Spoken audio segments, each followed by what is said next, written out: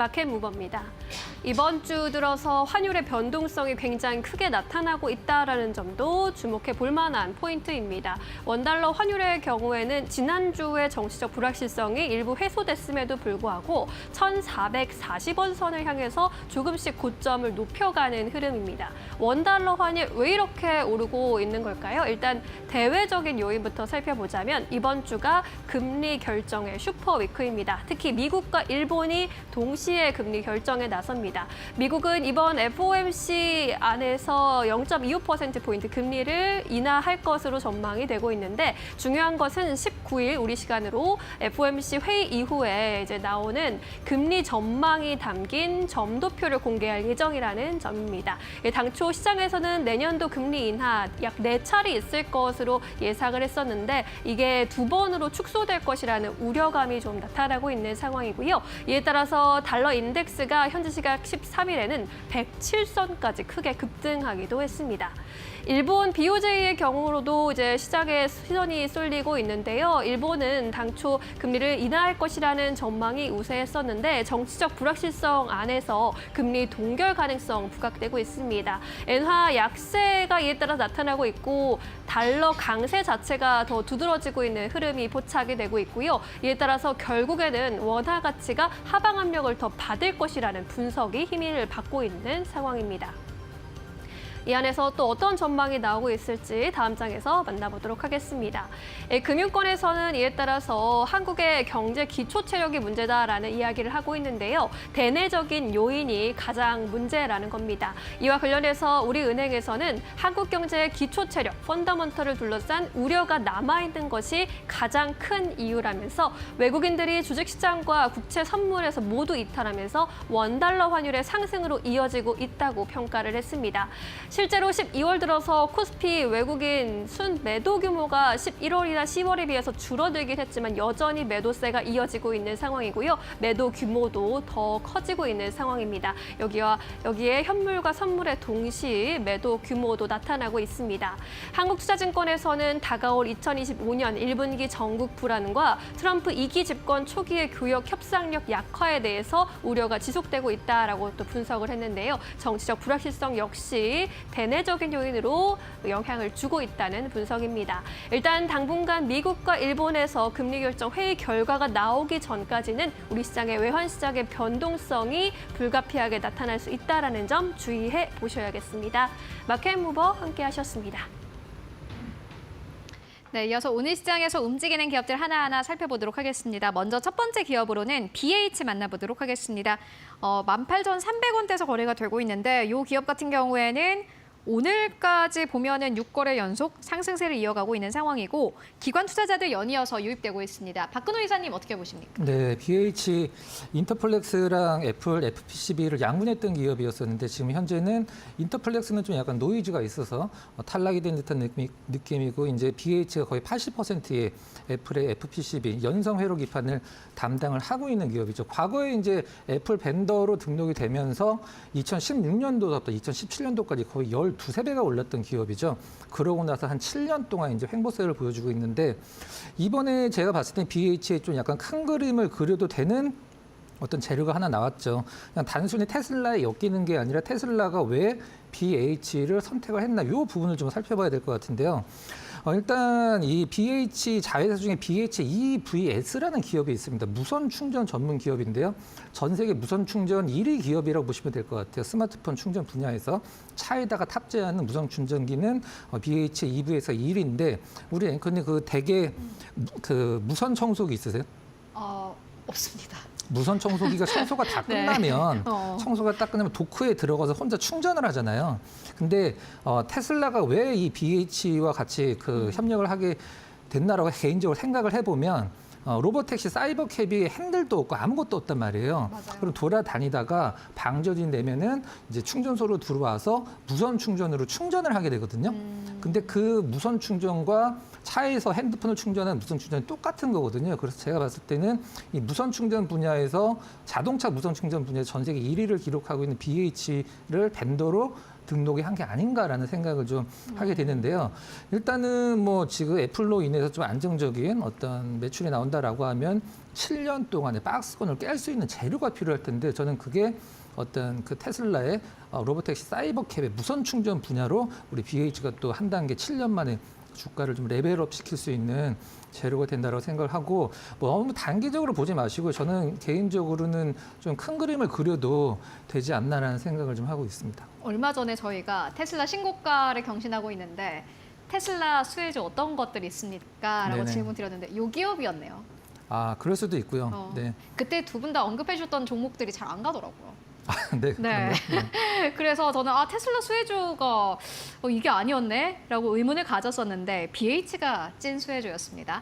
앞으로 박근호 이사님께서 말씀하셨던 것처럼 무선 충전과 관련된 기술을 가지고 있는 기업이고 너무 단기적으로 보기보다는 이제 테슬라와 엮이면서 진짜 테슬라 쪽의 매출이 발생하는 기업이 될 수 있기 때문에 긴 호흡으로 바라보자라는 의견으로 정리해보고 가도록 하겠습니다. 이어서 두 번째 기업 만나보도록 하겠습니다. 이 기업은 오늘 할 말이 많을 것 같은데 에이직랜드입니다. 지금 상한가 기록을 했고요. 35,100원대에서 묶여있는 상황입니다. 저희 방송 시작과 동시에 주가 함께 슈팅 나오면서 현재 상한가에 안착을 했고 이 기업은 박정식 파트너님께서 거의 한 4번 정도? 네. 그죠. 저희 마켓 모버에서도 한 3번 정도 했던 것 같고 제가 다른 방송 대타를 갔더니 거기서도 에이직랜드를 얘기하고 계시더라고요. 주구장창 제가 언급을 했었죠. 이렇게 네. 똑같은 기업 계속 가지고 오시면 어떡하냐라고 질문 드렸는데 그때 그렇게 말씀하셨어요. 이게 갈 때까지 이야기하겠다. 네. 그만큼 자신 있는 기업이다. 이렇게 말씀하셨습니다. 어떻게 상한가 이미 안착을 했는데 이게 뭐 네. 가격 전략 같은 거 좀 들어볼까요? 네, 가격 전략은 일단 조금 스토리를 조금 알아야 될 것 같습니다. 맞아요. 네. 왜냐하면 이 AI 쪽이 지금 첫 번째로 지금 이슈몰이를 하면서 부각을 받았던 시기가 11월 말 정도였죠. 네. 그게 이제 뉴럴 링크라는 이제 머스크의 이제 뇌에 이제 칩을 이식하는 기업.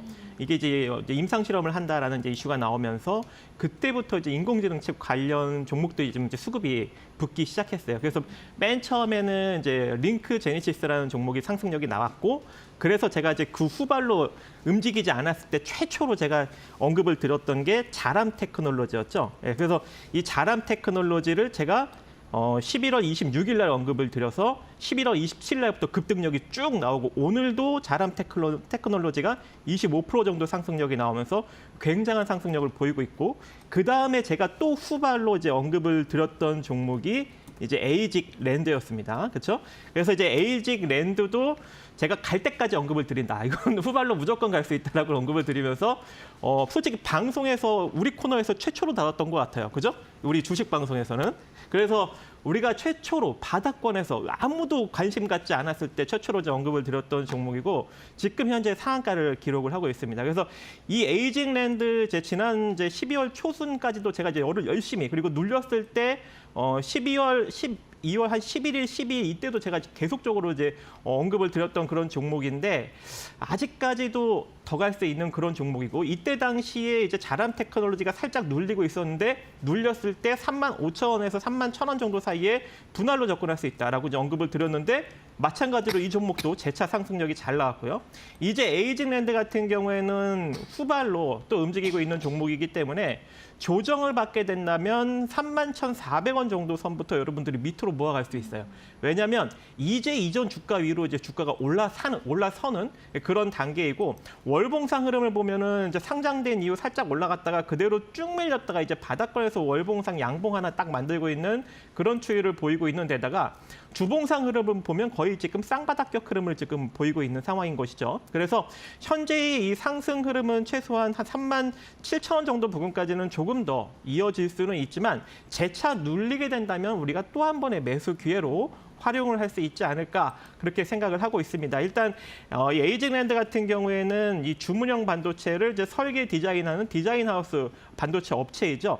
이 TSMC의 국내 유일의 공식 협력사이기 때문에 이 TSMC의 파운드리 공정에 이제 맞게끔 다시금 이제 물리적으로 재설계를 해주는 이런 디자인 하우스 작업을 하고 있기 때문에 인공지능을 이제 설계하는 이 팹리스 기업들이 이 에이직랜드를 통해서 TSMC에 이제 공정을 맡기게 되는 어떤 그런 형국이어서 특히 이제 이 인공지능 관련 칩의 설계 쪽에서는 상당히 조금 강점이 있지 않을까. 공정 설계 쪽에서는 엄청난 강점이 있는 종목이다라고 볼 수 있을 것 같습니다. 그래서 마찬가지로 다시 한번 언급을 드리면 31,500원 이하로 혹여라도 눌리게 된다면 열심히 다시 한번 재매수 관점 가져가시기 바라겠습니다. 재매수 관점이 발생하는 그 구간이 오면 다시 한번 설명 부탁드리겠고요. 이어서 세 번째 기업 만나보도록 하겠습니다. 아마 이 기업 궁금해하실 분들 꽤 많을 것 같아요. 한국가스공사입니다.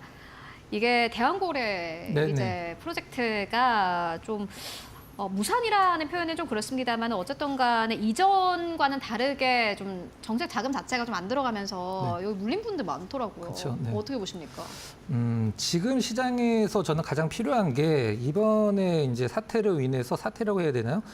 세티멘탈로 올라갔던 기업들, 그 다음에 반대로 억울하게 피해를 보면서 떨어졌던 기업들의 포지션을 좀 반대로 잡아야 된다라고 생각을 하고 있거든요. 네. 뭐 대표적으로는 뭐 방산주라든가 아니면 원전 관련주 이런 종목군들을 오히려 지금은 시장에서 조금 신호가 나오고 있죠. 실질적으로 오늘 기준으로 해서 관심을 좀 가져야 될 때라고 생각을 하고 있는데요. 대왕고래 이제 동해 가스전 관련해서는 이제 이슈가 더 이상 나쁜 게 나올 수가 없기 때문에 네. 실질적으로 이제 주가에다 적용이 돼서 지금 한국가스공사나 뭐 방산주 그다음에 원전주도 관심을 가져야 될 것 같은데 잠깐 좀 모멘텀 설명을 드리면 실적이 3분기 때 굉장히 좀 좋아졌죠. 거의 뭐 91% 전년 대비해서 좋아졌는데 이유는 가스 가격이 좀 약간 하락 안정화가 된 상황입니다. 우리가 이제 한국가스공사 하면 딱 두 가지만 기억을 하시면 돼요. 배당을 얼마나 주는지 지금 배당이 한 3년 동안 멈춰져 있는 상황이죠. 우크라이나 전쟁 때 가스 가격은 급등을 했는데 우리나라 가스비는 올리지를 못해서 굉장히 많은 손실이 있었었는데 그 손실을 가스공사에서는 네. 미수금이라고 표현을 합니다. 근데 그 부분들은 이제 정상화 될 단계에서 가장 중요한 게 가스 요금 인상이거든요. 8월 달, 10월 달 올렸기 때문에 한 번 더 인상 가능성도 있고 원래는 고배당주였었어요. 이번에 배당 재개 가능성도 있다. 이렇게 설명드리도록 하겠습니다. 네, 알겠습니다. 한국가스공사 만나보고 왔고요. 이어서 마지막 기업 GST 만나보도록 하겠습니다. 박성수 파트너님 어떻게 보십니까? 네, 이것도 갈 때까지 언급드릴 종목인데요. 위험하네요. 네. 진짜입니다. 네. 갈 때까지 언급드릴 종목이고 일단 온도 조절 장비 칠러 쪽에 좀 강점이 있는 기업이기 때문에 앞으로 일단 뭐 액침 냉각 장비도 이제 개발을 완료해서 일단 이 데이터 센터의 이제 칠러 쪽에 상당히 좀 부각을 받을 수 있는 그런 가능성이 존재하고 데이터 센터에서 이제 부각받는 게 AI 가속기, 변압기, 그다음에 고대역풍 메모리인데 칠러까지도 이제 포함이 되었습니다. 그래서 향후 칠러가 갈 수 있는 가능성이 존재하고 이제 삼성전자랑 SK하이닉스가 D램 공정에서 이제 초저온 식각 공정을 이제 본격적으로 도입을 한다고 해요. 그래서 내년부터 부각을 받을 수 있는 여력이 존재하고 이제 차세대 낸드 430단대죠. V10에도 이제 초극저온 이제 식각 공정을 본격적으로 적극적으로 도입할 예정이기 때문에 이제 부각받을 때가 되었습니다. 실적도 상당히 좋고요. 잘 관심을 갖고 지켜보시기 바라겠습니다. 네, 알겠습니다. 지금까지 박근호 이사 그리고 박정식 파트너와 함께 이야기 나눠봤습니다. 말씀 고맙습니다.